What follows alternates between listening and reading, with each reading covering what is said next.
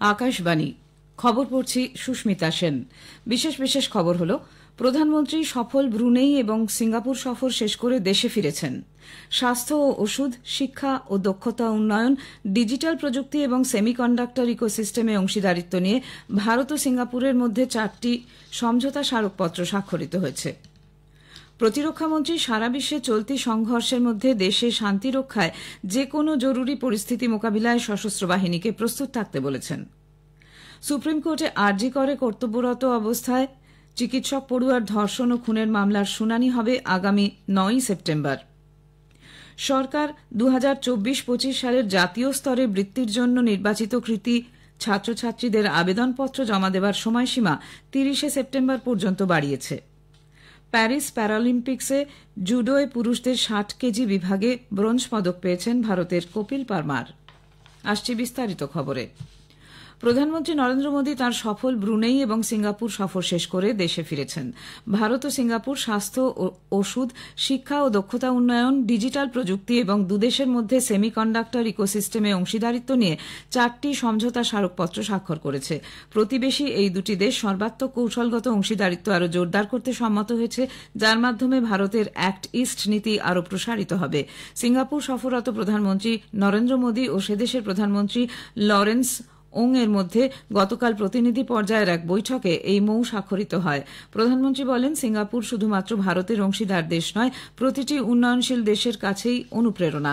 দক্ষতা উন্নয়ন, digitalization, manufacturing, semiconductor ও cyber সুরক্ষার মতো ক্ষেত্রগুলিতে সহযোগিতা বৃদ্ধির বিষয়ে বৈঠকে আলোচনা হয়।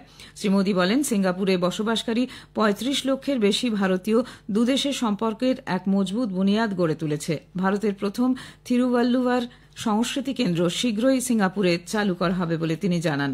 ভারতের অর্থনীতিতে প্রায় 16,000 কোটি ডলারের মতো লগ্নিকারী সিঙ্গাপুরকে এদেশের এক অগ্রণী অর্থনৈতিক অংশীদার বলে উল্লেখ করেন তিনি। প্রধানমন্ত্রী মোদী এবং সিঙ্গাপুরের প্রধানমন্ত্রী সেমিকন্ডাক্টর এবং ইলেকট্রনিক্স ক্ষেত্রে সেদেশের অগ্রণী কোম্পানি AEM হোল্ডিংস লিমিটেড পরিদর্শন করেন। ভারতের সেমিকন ইন্ডিয়া প্রদর্শনীতে অংশ নেওয়ার জন্য সিঙ্গাপুরের সেমিকন্ডাক্টর কোম্পানিগুলিকে প্রধানমন্ত্রী আমন্ত্রণ জানিয়েছেন। চলতি মাসে গ্রেটার নয়ডাতে এই প্রদর্শনী অনুষ্ঠিত হবে। শ্রী মোদী সিঙ্গাপুরের রাষ্ট্রপতি থরমান সাম্মুগা রত্নামের সঙ্গেও সাক্ষাৎ করেন। তিনি সিঙ্গাপুরের বিনিয়োগ তহবিল, পরিকাঠামো, ম্যানুফ্যাকচারিং, শক্তি এবং লজিস্টিক্সের মতো বিভিন্ন ক্ষেত্রের সিইওদের সঙ্গেও মতবিনিময় করেছেন। প্রতিরক্ষামন্ত্রী রাজনাথ সিং সারা বিশ্বে চলতি সংঘর্ষের মাঝে দেশে শান্তি রক্ষায় যে কোনো জরুরি পরিস্থিতি মোকাবিলায় সশস্ত্র বাহিনীকে প্রস্তুত থাকতে বলেছেন। তিনি রাশিয়া ইউক্রেন যুদ্ধ, ইসরায়েল হামাস সংঘর্ষ এবং বাংলাদেশের সাম্প্রতিক পরিস্থিতি বিশ্লেষণ করতে এবং অপ্রত্যাশিত যে কোনো চ্যালেঞ্জের মোকাবিলায় প্রস্তুত থাকতে সশস্ত্র বাহিনীর শীর্ষ কমান্ডারদের বলেছেন। লখনৌতে যুগ্ম কমান্ডারদের সম্মেলনে সভাপতিত্ব করে রাজনাথ সিং বলেন যে ভারত একটি শান্তিপ্রিয় দেশ এবং শান্তি রক্ষায় সশস্ত্র বাহিনীকে যুদ্ধের জন্যও প্রস্তুত থাকতে হবে। দেশের উত্তর সীমা বরাবর পরিস্থিতি এবং প্রতিবেশী দেশগুলির ঘটনাবলী আঞ্চলিক শান্তির পক্ষে বিপজ্জনক। এই প্রেক্ষিতে প্রতিরক্ষামন্ত্রী বরিষ্ঠ সামরিক নেতৃত্বের এসব ঘটনার আরও সুসংহত এবং গভীরতর বিশ্লেষণের উপর গুরুত্ব দেন। বিজেপি সভাপতি এবং কেন্দ্রীয় স্বাস্থ্য ও পরিবার কল্যাণ মন্ত্রী জেপি নাড্ডা আজ দুদিনের বিহার সফর শুরু করছেন। 2025 সালে আসন্ন বিহার বিধানসভা নির্বাচনের প্রস্তুতিতে পাটনায় তিনি দলীয় নেতৃবৃন্দ এবং কর্মীদের সঙ্গে বৈঠক করবেন। পাটনা পৌঁছে তিনি সরকারি অতিথি নিবাসে যাবেন। পরে মুখ্যমন্ত্রী নীতিশ কুমারের বাসভবনে তাঁর সঙ্গে বৈঠকে মিলিত হবেন। সরকারি কর্মসূচি অনুযায়ী পরে Shri Nadda Indira Gandhi institute of medical sciences IGIMS এ নতুন কিছু সুযোগ সুবিধার সূচনা করবেন। দুদিনের সফরে স্বাস্থ্য পরিষেবা, পরিকাঠামো এবং দলীয় কৌশল সম্পর্কিত বেশ কিছু মূল কর্মসূচি রয়েছে তাঁর। এদিন ভাগলপুরে গিয়ে কেন্দ্রীয় মন্ত্রী জওহরলাল নেহরু মেডিকেল কলেজ এবং হাসপাতালের একটি ছাত্রাবাসের উদ্বোধন করবেন। পরে গয়াতে তাঁর একটি হস্টেল এবং একটি মাল্টি স্পেশালিটি হাসপাতালের উদ্বোধনের কর্মসূচি রয়েছে। পাটনাতে রাত্রিবাসের পর আগামীকাল দারভাঙ্গায় এইমস নির্মাণের প্রস্তাবিত স্থল ঘুরে দেখবেন তিনি। শনিবার তাঁর দিল্লি ফেরার কথা।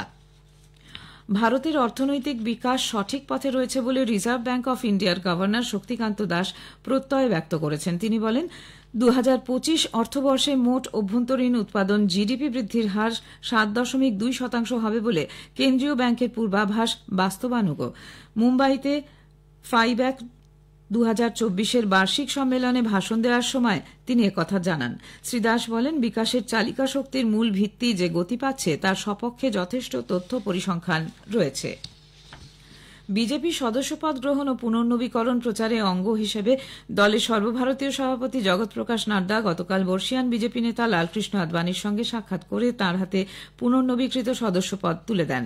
শ্রী নাড্ডা বলেন, লালকৃষ্ণ আদবানির দলের সংগঠনের প্রতি দায়িত্ববোধ দলের সর্বস্তরের কর্মীদের অনুপ্রাণিত করে। খবর শুনছেন আকাশবাণী থেকে। আরজি কর মামলা নিয়ে সুপ্রিম কোর্টে শুনানি আগামী সোমবার 9 সেপ্টেম্বর।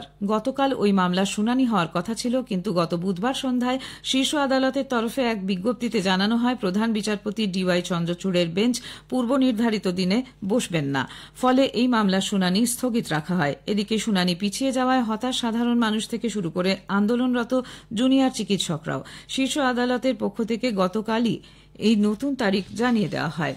এদিকে আরজি করের ঘটনায় মৃতা পিজিটি চিকিৎসক সম্পর্কে সোশ্যাল মিডিয়ায় কিছু আপত্তিকর মন্তব্য নিয়ে কলকাতা হাইকোর্ট সিবিআই এর কাছে রিপোর্ট তলব করেছে। এক আইনজীবীর আবেদনের ভিত্তিতে প্রধান বিচারপতি টি.এস. শিবাগনানম ও বিচারপতি হিরণময় ভট্টাচার্যের ডিভিশন বেঞ্চ তাদের মৌখিক পর্যবেক্ষণে জানান, সোশ্যাল মিডিয়ায় নির্যাতিতার ছবির নিচে কুরুচিকর মন্তব্য করা হয়েছে, যা এই মামলায় হাইকোর্ট ও সুপ্রিম কোর্ট ওই চিকিৎসকের পরিচয় গোপন রাখার নির্দেশ দেওয়ার আগেই ছড়িয়ে পড়ে। ওই আইনজীবী আদালতকে জানান, এই কমেন্টকে বা কারা করেছে তা এখনো জানা যায়নি। এ ব্যাপারে আদালতকে তিনি কলকাতা পুলিশের সাইবার সেলকে তদন্ত করার নির্দেশ দিতে বলেন। ডিভিশন বেঞ্চ জানায়, কেন্দ্রীয় তদন্তকারী সংস্থা এ ব্যাপারে তদন্ত করতে সক্ষম। এদিকে অতিরিক্ত সলিসিটর জেনারেল আদালতকে জানান, সিবিআই এর আলাদা কোনো সাইবার সেল নেই, তাই রাজ্য পুলিশকেই বিষয়টি দেখার নির্দেশ দেওয়া উচিত। তবে হাইকোর্ট সিবিআইকেই তদন্তের দায়িত্বভার দেয়। এক্ষেত্রে তারা রাজ্য পুলিশের সাইবার সেলের সাহায্য নিতে পারবে। এই মামলার শুনানি আগামী 18 সেপ্টেম্বর। আরজি করের ঘটনা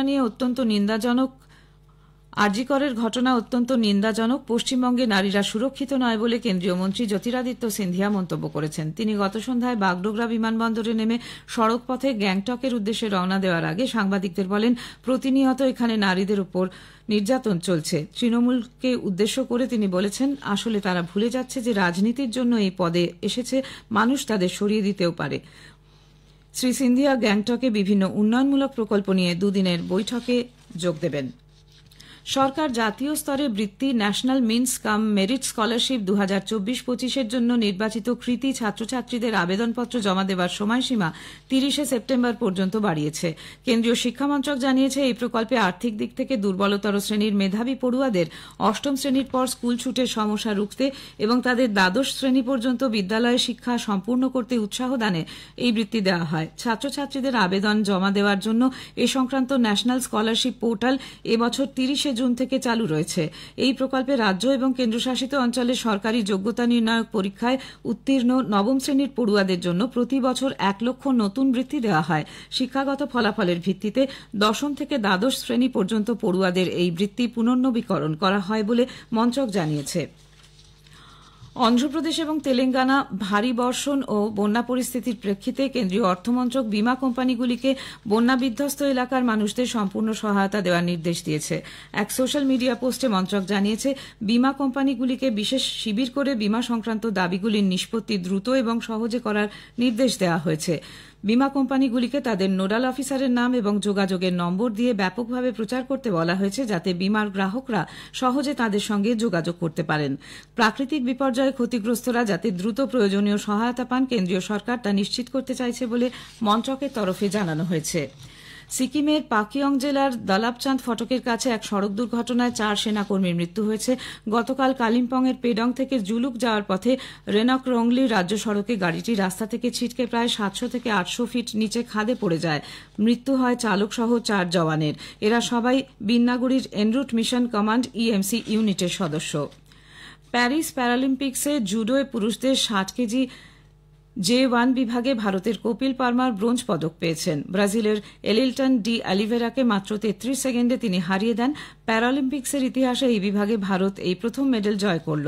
প্রধানমন্ত্রী, রাষ্ট্রপতি এবং যুব বিষয়ক ও ক্রীড়ামন্ত্রী মনসুখ মান্ডভিয়া কপিল পারমারকে অভিনন্দন জানিয়েছেন।